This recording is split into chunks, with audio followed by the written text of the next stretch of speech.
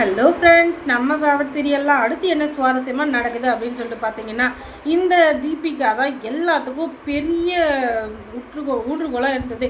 எல்லா தப்பையும் செய்கிறதுக்கு முழு காரணமாக இருந்தது அப்படின்னு சொல்லிட்டு ஆதாரத்தோட நம்ம தீபன் இருந்துக்கிட்டு இப்போ கோர்ட்டில் வந்து நிரூபிக்கிறதுக்கான நேரம் வந்துருச்சு. இவங்க வெண்பாவை தேடி இந்த பக்கம் அந்த பக்கம் அலைஞ்சிட்டு இருக்க அந்த நேரம் பார்த்து நம்ம தீபனுக்கு ஃபோன் பண்ணுறாங்க. இந்த மென்டல் தீபிகா எதுக்காக அப்படின்னு சொல்லி பார்த்தீங்கன்னா, வெண்பாவை பற்றி விசாரிக்கிறதுக்காக. வெண்பா வந்து கிடச்சிட்டாளா அப்படி இப்படின்னு சொல்லிட்டு கேட்க உடனே நம்ம தீபனுக்கு சந்தேகம் வந்துடுது.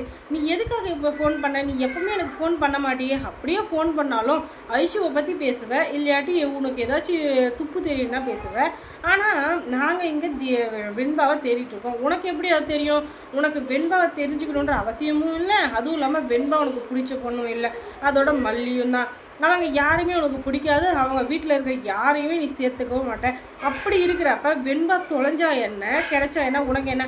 அப்படியே இருந்தாலும் வெண்பா காணாமல் போனது எங்களுக்கு மட்டும்தான் தெரியும். உனக்கு எப்படி தெரியும்? வெண்பா காணாமல் போன விஷயம் உனக்கு தெரிஞ்சிருக்குன்னா கண்டிப்பாக வெண்பா எங்கே இருக்கான்ற விஷயமும் உனக்கு தெரியும் அப்படின்னு சொல்லி இவங்க சொல்ல, இல்லை எனக்கு தெரியாது, நான் சும்மா தான் ஒரு அக்கறையில் கேட்டேன், அங்கே இருக்கிற ஒருத்தர் என்கிட்ட சொன்னாங்க அப்படின்னு. ஓஹோ, இங்கே இருக்கிற ஒருத்தரா? அந்த ஒருத்தர் யார் அப்படின்றத நான் தெரிஞ்சுக்கலாமா அப்படின்னு சொல்ல, தயவு செஞ்சு ஃபோனை வச்சுருங்க. ஒரு அக்கறையில் ஃபோன் பண்ண பார்த்தியா, என்ன அடிக்கணும் அப்படின்னு சொல்லிட்டு ஃபோனை கட் பண்ணிடுறாங்க. அதுக்கப்புறம் இந்த வீட்டில் இருக்கிற யாரோ ஒருத்தர் தான் தீபிகாவுக்கு இங்கே நடக்கிற விஷயத்த சொல்லியிருக்கீங்க, அது யாருன்னு எனக்கு இப்போவே தெரிஞ்சாகணும். அப்படி தெரிஞ்சாதான் வெண்பா எங்கே போனால் எங்கே வந்தான்னு சொல்லிட்டு எனக்கு தெரியும் அப்படின்னு சொல்லிட்டு வெண்பாவை பற்றி பேசிகிட்டு இருக்கு. அந்த நேரம் பார்த்து கண்டிப்பாக இந்த வீட்டுக்கு எதிராக நடக்கிறதும் இந்த வீட்டுக்கு எதிராக செயல்படுறதும் இந்த நாகு தான் அப்படின்னு சொல்லிட்டு இந்த ராஜேஸ்வரி சொல்கிறான். அதை சொல்கிறவங்க தான் அந்த வேலையை செய்கிறாங்கன்னு இங்கே இருக்கிற எல்லாருக்குமே தெரியும் அப்படின்னு சொல்லிட்டு நாகு உடனே ரிவீட் அடிக்க, அடிப்பாவி நீ தான் எங்கள் வீட்டில் வந்து பணத்துக்கோசரம் இங்கேயே செட்டில் ஆகிட்டு நல்லா மூக்கு முட்டை தின்னு போட்டு இங்கே இருக்கிறத எல்லாத்தையும் சுருட்டிட்டு போகிற. நீ வேணால் இந்த வேலையை பார்ப்பேன், நான் ஏன் பார்க்கணும்? இந்த மாதிரி வெண்பாவை கடத்தி வச்சுக்கிட்டா நல்லா லட்சமாக பணத்தை அடிக்கலாம் அப்படின்னு சொல்லிட்டு நீ தான் எங்கள் வீட்டில் வந்து சேர்ந்துட்ருக்கேன்னா நீ என்னையே குறை சொல்கிறியா அப்படின்னு சொல்லிட்டு இவங்க சொல்ல, அதெல்லாம் உன் புத்தி, எங்கள் அன்னிக்கெல்லாம் அந்த மாதிரி புத்தியே இல்லை அப்படின்னு சொல்லிட்டு மல்லி சொல்ல, ஆமாம் பிபிசியில் சொன்னாங்களாம் தெரியாதா அப்படின்னு சொல்லிட்டு மல்லிலேருந்து எல்லாருமே செக் வைக்கிறாங்க.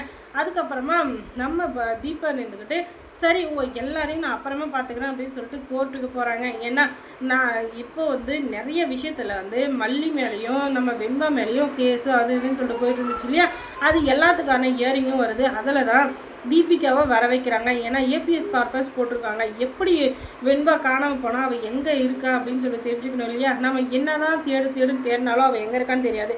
அதே ஏபிஎஸ் கார்பஸ் போட்டால் கண்டிப்பாக எங்கே இருந்தாலும் வெண்பாவை கண்டுபிடிச்சி கூப்பிட்டு வந்துடுவாங்க அப்படின்னு சொல்லிட்டு இப்போ ஏபிஎஸ் கார்பஸ் போட்டதுக்கும் இவங்களை விசாரிக்கிறதுக்கும் என்ன சம்மந்தம் இருக்கும் அப்படின்னு சொல்லிட்டு ஜட்ஜி கேட்க, இருக்குது யுவரானர், கண்டிப்பாக இருக்குது. என்ன அப்படின்னு சொல்லிட்டு பார்த்தீங்கன்னா, இந்த தீபிகா வந்து சாதாரணமான ஆள் கிடையாது.